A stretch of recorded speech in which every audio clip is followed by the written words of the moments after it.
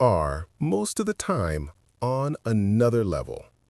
One of the best examples is Kung Fu Panda. Lately, a lot of people have been talking about Tai Lung, saying he deserved to be the Dragon Warrior, that he was wronged, and so on. But that's not the point. The question isn't whether he deserved it. It's that if he had gotten the right support, he might never have fallen into darkness. Tai Lung isn't directly connected to Po. To Po, he's basically the final boss to beat. But Tai Lung is deeply tied to Shifu, and Shifu is directly tied to Po. That connection among the three creates a really interesting, almost symbiotic cycle. Tai Lung's introduction is just absurd. The film starts with, if Tai Lung escapes, it's over. You think, okay, he must be dangerous. And then comes the prison scene. He takes down hundreds of guards and escapes on his own after 20 years chained up without moving. When he faces the Furious Five, he wipes them out with ease. The power of hatred is very real. But what really makes Tai Lung stand out is that he could have been redeemed. They had that chance. There's the moment when Shifu asks for forgiveness, and for an instant, Tai Lung hesitates. You can see the doubt in his eyes, the conflict, the possibility of remorse, but he chooses to continue, and that's what makes him unforgettable. They could have turned him into just another repentant villain, but they didn't. They kept Tai Lung true to himself until the end, and that's exactly why he remains one of the most striking villains ever created. Tai Lung is simply incredible.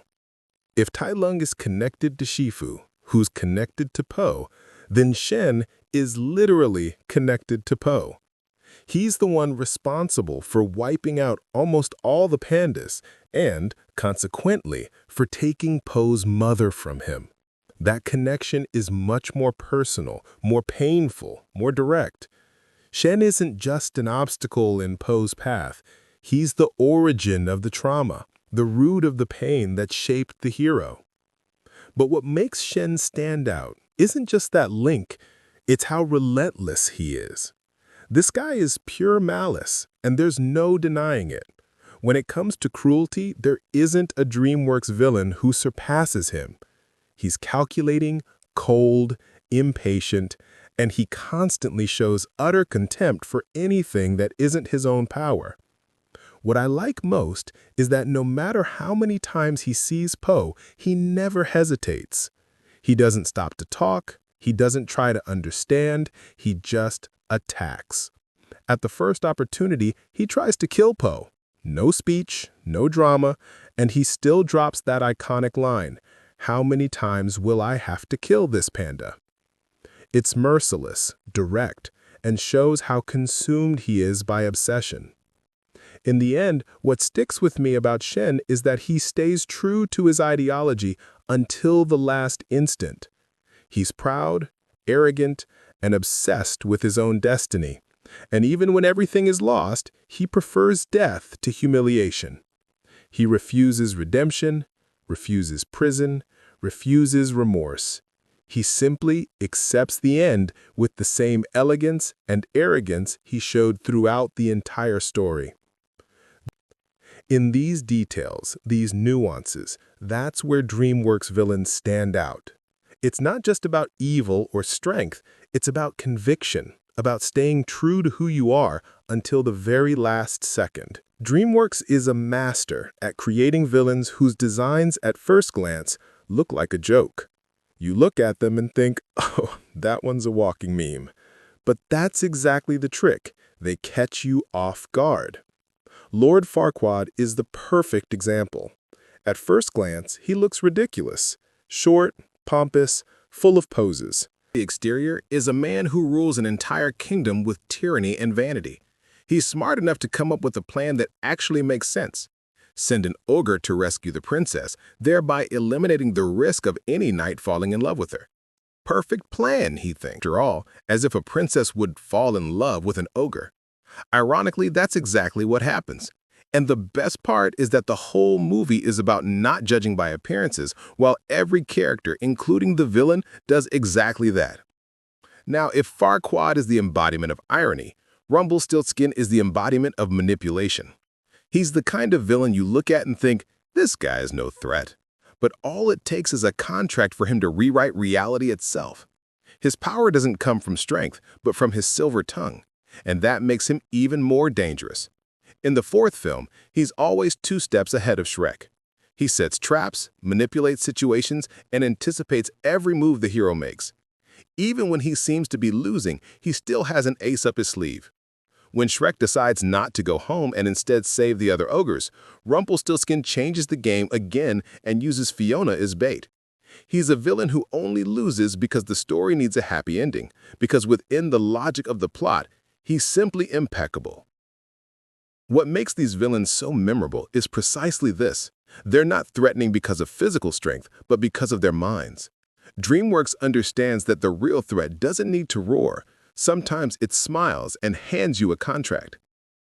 DreamWorks is known for subverting a lot of cliches in its narratives. One of the most striking is the fairy godmother, a character who turns the classic image of goodness into a symbol of manipulation and ambition. The figure who in fairy tales represents help and purity becomes the opposite here, powerful, controlling, and driven by self-interest. It's also inferred that she was responsible for cursing Fiona so that the princess would become so desperate for freedom that she'd accept marrying the first hero who showed up, ideally Prince Charming. Another interesting aspect is how the fairy godmother adapts to situations. When she discovers Shrek used the potion, she quickly cooks up a plan to use it to her advantage, showing intelligence, improvisation, and control. She's a villain who doesn't get rattled by the unexpected, but turns chaos into strategy.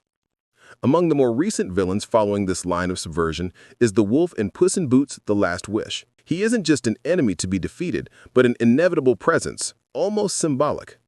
Disney popularized the concept of villains that operate like forces of nature, entities that personify something bigger than the immediate conflict. The wolf follows that same principle, being more than an obstacle. He's the personification of an idea, a constant reminder of mortality and the consequences of the hero's choices. What if we made a character who screws up so much, who wastes so many lives, which is already a huge privilege, that it irritates death itself to the point where it takes physical form? But not just any physical form, a form that would strike fear into Puss in Boots, who feared nothing until that moment. And more, what if we made almost the entire movie about death terrorizing Puss in Boots as much as possible until the moment it gets tired and says, yeah, it's kind of time to wrap this up. But not just that. What if we made it clear that Puss still has one life left? He can still change the way he wants to do things. But then death shows up and says, why don't we just take that last life now, huh? You're gonna mess it up anyway. No one's watching, no one's keeping count. So I'm sorry. In How to Train Your Dragon 2, we finally meet the franchise's first true big villain, Drago Bloodvest. That feeling is reinforced by his introduction, which is brilliant. After all, they take the toughest character in the franchise up to that point, Stoic, who in the first film was literally a dragon hunter, and show him trembling just at the name Drago Bloodvest. If a man like Stoic, who never feared dragons, shows fear, it's because the villain really is something else. But what makes Drago so striking isn't just his presence or intimidating look, it's the emotional impact he causes. Around the transition into the third act, he does something that completely changes the course of the story. He kills Hiccup's father. Yes, the target was Hiccup himself, but the result is the same and devastating.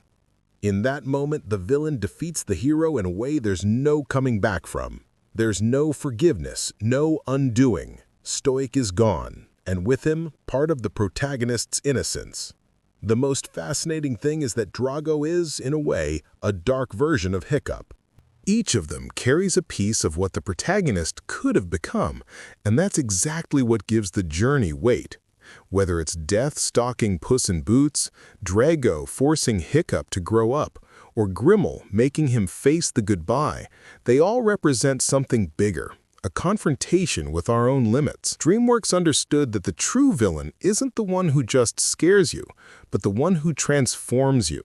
And that's why, in the end, we don't just remember these villains, we feel the impact they leave behind.